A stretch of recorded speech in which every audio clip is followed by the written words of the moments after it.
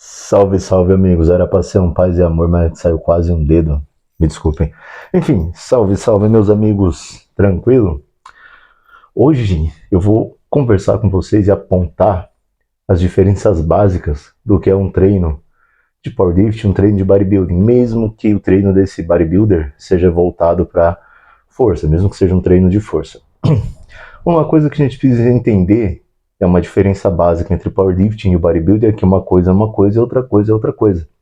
Eu sei, parece redundante, mas primeiramente são dois esportes totalmente diferentes que usam o mesmo meio para chegar ao seu objetivo, ou seja, treinamento, as porra das barras, porra das anilhas, porra do maquinário. Ok. A grande diferença em questão, de verdade, é que o powerlifter ele treina para melhor desenvolver o seu padrão motor em um determinado movimento. Isso a gente costuma chamar de especificidade. Já o bodybuilder, ele treina para ter o maior volume muscular possível, a maior definição possível em época de campeonato, a maior simetria possível. O que a gente geralmente não consegue associar é que as pessoas acham que são duas coisas extremamente diferentes, mas não são. O powerlifter faz levantamento terra? Faz. O bodybuilder faz? Também. A única diferença é a intenção com qual a gente faz esse movimento. Um exemplo muito simples. Num treino de powerlifting, eu faço meu levantamento terra com intensidade e volumes pré-programados. E a minha função nesse treino não vai ser treinar os músculos que estão envolvidos aí no levantamento, vai ser treinar o padrão motor desse movimento. Já o bodybuilder, ele vai escolher o movimento de acordo com uma musculatura-alvo que ele quer atingir. Isso independe de intensidade e volume. O ponto-chave é esse.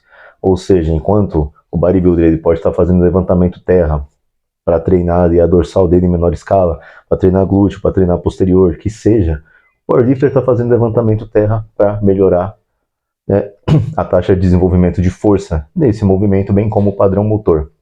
Tá, e qual que é a diferença real da coisa? A diferença real é que todo o nosso treino, depois do levantamento terra, vai ser voltado a melhorar o padrão motor do próprio levantamento terra e melhorar a eficiência da musculatura envolvida nesse levantamento terra. Então, o que acontece?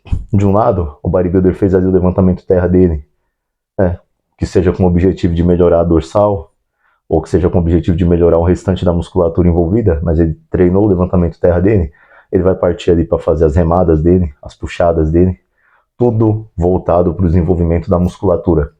Enquanto o powerlifter ele fez o levantamento terra dele, ele identificou o sticking point. Sticking point é o ponto de ruptura, ou seja, é o ponto onde o movimento se quebra, onde a sua técnica se perde, onde você tem maior dificuldade.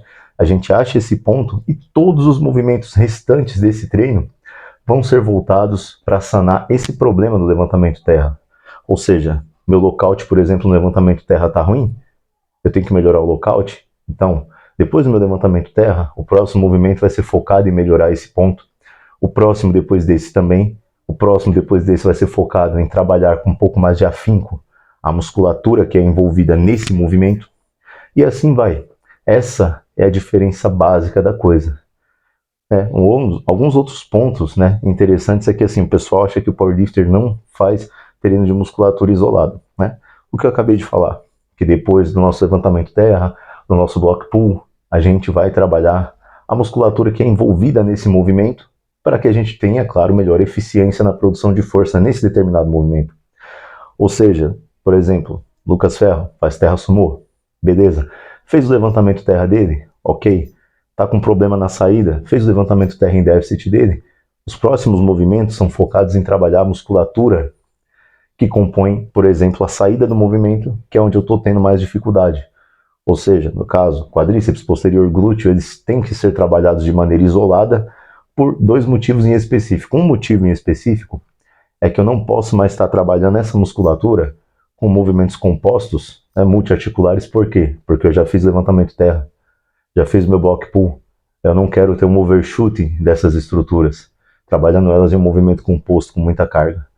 Então, tranquilamente, a gente vai ali para uma cadeira flexora, uma mesa flexora, faz uma elevação pélvica, faz um cable, um pull-through. justamente para trabalhar de maneira isolada essa musculatura, obter mais hipertrofia e, consequentemente, obter uma maior taxa de desenvolvimento de força. Esse é o ponto.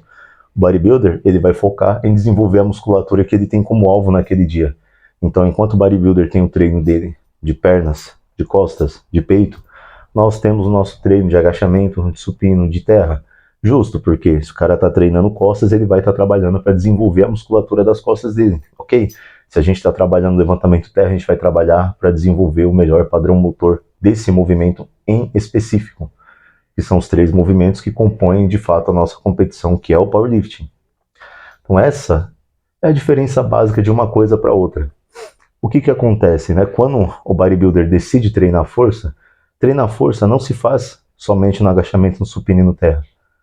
Você pode treinar força com uma margem de carga alta, uma margem de repetições média, no supino, com halteres. Você pode treinar força em máquina também. A diferença é que isso a gente usa para isolar determinadas musculaturas. E no nosso caso, treinar força é relativo a treinar movimentos multiarticulares compostos e que se encaixam dentro da nossa competição.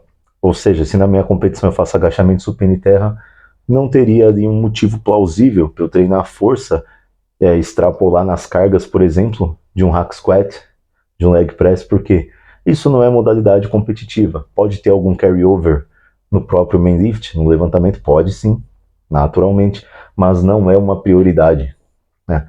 A única coisa que eu teria para ressaltar é que os treinos do bodybuilder, geralmente, eles não são bem periodizados, eles estão começando a ser bem periodizados agora. Por exemplo, quando a gente tem aí o Saizen, um cara que faz um trabalho excepcional nessa parte de periodização, as coisas estão evoluindo nesse ponto, porque antigamente o treino do bodybuilder era chegar, colocar a carga que ele acha que vai e treinar até sentir o musculinho queimar e tal. E hoje as coisas estão melhorando bastante. Elas estão em um ponto um pouco mais além, onde eles periodizam, marcam carga, marcam repetição. Isso é o que a gente sempre fez.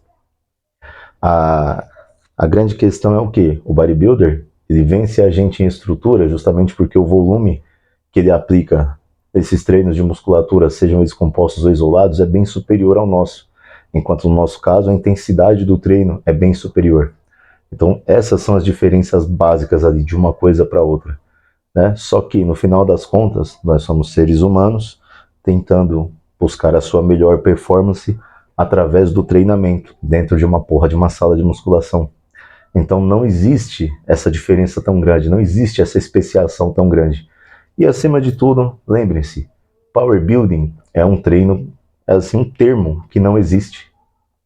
Ele foi criado por uma questão de venda, de ser mais fácil, mais rentável. Mas na verdade não existe. Porque Power Building é o quê? Fazer o main lift e depois treinar movimentos isolados voltados para a musculatura?